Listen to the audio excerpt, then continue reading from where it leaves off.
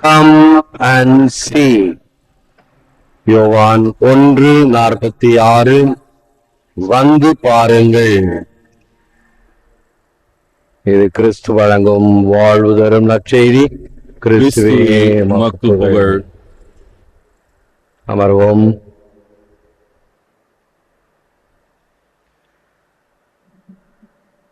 இயேசு மாகாவியத்திலிருந்து அத்திமரத்தின் அடியிலே படுத்து எந்த கனி சொத்தை என்னும் ஆராய்ச்சியில் மூழ்கியவருக்கு வெண்ணிலிருந்து நழுவி விழுந்தது ஞானப்பழம் ஒன்று. தியோபில் காந்தியர். To admire is to love with mind. To love is to admire with the heart. எண்ணத்தால் சிந்தனையால் வியந்து நிற்பது அன்புக்கு வழிவகுக்கும். அன்பு என்பது இதயத்திலே மகிழ்ச்சி கொள்வது. இறையேசுவில் அன்பார்ந்த சகோதர சகோதரிகளே, கம் அண்ட் see, வாரும் வந்து பாரும் என்ற இந்த யோவான் 1:46 இந்த விவிலிய மேற்கோளை நான் பேராலயத்தில் பங்கு தந்தையாக இருந்த பொழுது பங்கு அலுவலகத்துக்கு வெளியிலே ஒரு அறிவிப்பு பலகையாக எழுதி வைத்திருந்தேன் இந்த நற்செய்தியினுடைய வார்த்தைகளை. ஏனென்றால் பலருக்கு பங்கு தந்தை பங்கு மக்கள் என்ற உறவானது சற்று ஸ்ட்ரெயின்ட் ரிலேஷன்ஷிப் என்று சொல்லக்கூடிய வகையில ஒரு இணக்கமான உறவு இருப்பதில்லை. அல்லது சற்று பயம், போனால் திட்டுவாரோ கோபப்படுவாரோ என்ற ஒரு அச்சம், ரெவரன்ஷியல் ஃபியர் என்று சொல்லலாம், தவறாக இல்லை. அதையெல்லாம் உடைப்பதற்காக வாரும் வந்து பாரும், கம் அண்ட் see. ஒரு இடத்தையோ ஒரு மனிதரையோ நேரடியாக போய் பார்க்கும் பொழுது ஏற்படுகின்ற அனுபவம் முற்றிலும் மாறுபட்டதாக இருக்கும்.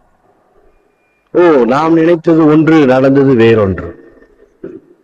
ஒரு இன்ஜினியர், நல்ல பக்தியுள்ள குடும்பம், அவரை நான் அழைத்து இந்த அலுவலக வேலைகளை கம்ப்யூட்டரில் போட வேண்டும் என்று முதல் முறையாக எடுத்து கூறினேன். பங்கிலே என்ன தேவைகள், அதை கம்ப்யூட்டரில் எப்படி இந்த ப்ரோக்ராம்ஸ் உருவாக்குவது என்று. அப்பொழுது அந்த பங்கின் அலுவலகத்திலே நடக்கக்கூடியவைகள், மக்கள் வருவது போவது, பல வகையானவைகள் எல்லாம் பார்த்து ஒரு நாள் தன்னுடைய மனதை திறந்தார். ஃபாதர், நான் என்னவோ நினைச்சேன், பங்கு சாமியாருங்களுக்கு வேலையே இல்லை, காலையில பூசை வச்சோன்னு தோசை சாப்பிட்டோன்னு அவ்வளவுதான், அடுத்த நாள் பூசை தான் இருக்கும் என்று நினைத்தேன். எவ்வளவு பணிகள், எவ்வளவு விதமான பணிகள் என்பதை நான் இங்கே இந்த காலையில் 1 மணி நேரம் மாலையில் 1 மணி நேரம் இருக்கும் பொழுதுதான் தெரிந்து கொண்டேன். பலருக்கு இது தெரிவது கிடையாது. தூரத்திலிருந்து பார்த்து கொண்டு அவர்களுக்கு தெரிந்த வகைகளிலே தங்கள் எண்ணங்களை வளர்த்துக் கொள்வார்கள். ஆகவேதான் இங்கே ஒவ்வொரு நாளும் இந்த வாசக தாங்கியின் கீழே ஒரு வரியிலே ஒரு கருத்தை போட்டிருப்போம். தமிழில் ஒரு கருத்து, ஆங்கிலத்தில் ஒரு கருத்து. தீர விசாரிப்பதே மெய் என்று இன்றைக்கு எழுதியிருக்கிறோம். தீர விசாரிக்கும் பொழுது நம்முடைய எண்ணங்கள் தூய்மையாகும், விசாலமாகும், இன்னும் தெரியாதவற்றை நாம் தெரிந்து கொள்ள முடியும். இயேசு அதைத்தான் இந்த அப்போஸ்தலர்களுக்கு சொல்கிறார். வாரும் வந்து பாரும். ஆண்டவரே, நீர் எங்கே தங்குகிறீர்? வாரும் வந்து பாரும், கம் அண்ட் see. வந்து பார்த்தாயானால் நம்மிடம் இருக்கக்கூடிய அறியாமையோ அல்லது பயாஸ்ட் அண்ட் பிரிஜுடிஸ்ட் என்று சொல்லக்கூடிய வகையில் இருக்கக்கூடிய பல வகையான மாயைகள், கட்டுகள், திரைகள், தடைகள், தலைகள், இவைகள் நீக்க பெறும். உண்மையை உணர முடியும். ஆக இன்று இந்த நத்தானியேல் என்று சொல்லக்கூடிய பார்த்தலேமியு என்ற அப்போஸ்தலரை நினைவு கூறும் பொழுது இந்த நற்செய்தியின் பகுதி கொடுக்கப்பட்டு இயேசு சொல்கிறார், நீ கபடற்றவன், நல்ல இஸ்ராயலன் என்று சொல்லும் பொழுது அவருக்கு ஆச்சரியம். எப்படி எனக்கு உங்களுக்கு தெரியும்? என்னை முன்பு பார்த்தது கிடையாதே. நீ அத்தி மரத்தின் கீழ் இருக்கும் பொழுதே உன்னை நான் அறிவேன். அர்த்தம் என்னவென்றால், அத்தி மரத்தின் கீழே அமர்ந்து யூதர்கள் தியானம் செய்வது வழக்கம். வேதத்தை வைத்து படித்துக் கொண்டிருப்பார்கள். அவன் தினம் தினமும் வேதத்தை படிக்கின்ற ஒரு நல்ல பேர் வழி. ஆகவே நீ தினமும் இப்படி செய்வதை நான் அறிவேன் என்று இயேசு சொன்னதும் தான் இயேசுவை அந்த மனிதர், ஆண்டவரே நீர் நல்ல போதகர் என்று ஏற்றுக்கொள்வதை நற்செய்தியிலே நாம் படிக்கிறோம். இயேசு கிறிஸ்து தேடி வந்தவர்களுக்கு எந்த காரணத்தினால் தேடி வருகின்றார்களோ அந்த காரணத்தை நிவர்த்தி செய்பவர். இதைத்தான் இப்படி சொல்லப்படுகிறது ஆங்கிலத்திலே, Jesus is the food when we are hungry. Jesus is the drink when we are thirsty. Jesus is a path when we are lost. பசித்தவர்களுக்கு அவர் உணவாக, ஆன்மீக பசி, ஆன்மீகத்தில் தேடுதல், அப்படிப்பட்டவர்களுக்குத்தான் அவர் இந்த உணவாக இருக்கின்றார். இந்த உணவு வடிவிலே அன்பை அவர் கொடுக்கின்றார். அதுதான் நற்கருணை. So drink when we are thirsty. ஆன்மீக தாகத்தில் இருக்கும் பொழுது நம் தாகத்தை தீர்ப்பவர். சமாரிய பெண்ணுக்கு அதைத்தான் சொல்லுவார், உன்னிடம் பேசிக் கொண்டிருப்பவர் யார் என்று உனக்கு தெரிந்தது என்றால் அந்த ஜீவ நீரை, என்றைக்கும் தாகத்தை தணிக்கின்ற தண்ணீரை நீ கேட்பாய். இன்னும் புரிந்து கொள்ளாமல், ஆண்டவரே அப்படியானால் அந்த நீரை கொடுங்கள், நாம் மறுபடியும் இந்த கிணற்றுக்கு வந்து தண்ணி எடுக்க வேண்டிய தேவையில்லை என்று மறுபடியும் அந்த உடலை சார்ந்த தேவைகளிலேதான் அவளுடைய எண்ணங்கள் இருந்ததே தவிர இன்னும் சற்று மேலே எழும்பக்கூடிய வகையில் அவளால் உணர முடியவில்லை. கொஞ்சம் கொஞ்சமாக ஐயா என்றார். யூதன் என்று சொன்னவரை ஐயா என்று, போதகரை என்று, இறுதியிலே இவர்தான் நாம் தேடுகின்ற மெசியா என்பதை உணர்ந்து, தண்ணீர் எடுக்க வந்தவள் தண்ணீர் குடத்தை அங்கேயே வைத்துவிட்டு ஊருக்கு சென்று இந்த இயேசு கிறிஸ்துவை பற்றி, மெசியாவை பற்றி அறிவிக்கும் முதல் அப்போஸ்தல பெண்மணியாக மாறியதை நற்செய்தியில் அறிவோம். Jesus is a drink when we are thirsty. Jesus is a path when we are lost. வழி தவறி போனவர்களுக்கு, கடலிலே மரக்கலத்தில் செல்பவர்கள், மீன் பிடிக்க செல்பவர்கள் சற்று திசை மாறி போனார்கள் என்றால் அவர்களுக்கு இடத்தை சுட்டிக்காட்டுவது, கரையை காண்பிப்பது கலங்கரை விளக்கம். அந்த ஒளியை பார்த்து அதோ நாம் போக வேண்டிய இடம் இந்த பகுதியில் இருக்கிறது என்பதை உணர்ந்து அவர்கள் வழியை பார்த்துக் கொள்வார்கள், வகுத்துக் கொள்வார்கள்.